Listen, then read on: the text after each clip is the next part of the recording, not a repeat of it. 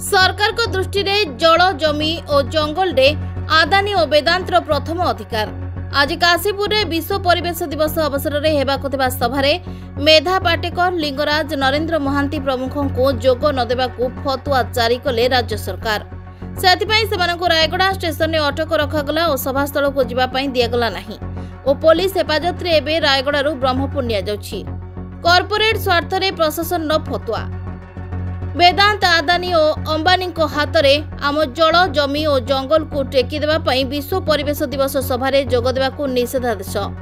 विश्व परिवेश दिवस अवसर में माँ माटी माड़ी सुरक्षा मंच नेतृत्व में सुंगेर रे हेबाकू जाउथिबा सभारे जोग देबाकू जाउथिबा बेले जिलापाल निर्देश से विभिन्न नेतृत्व मानकू रायगड़ा स्टेशन में अटक रखा जायछि।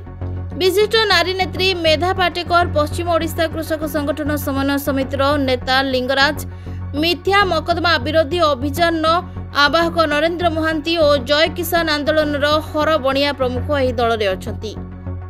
Bureau report, Subhadra news.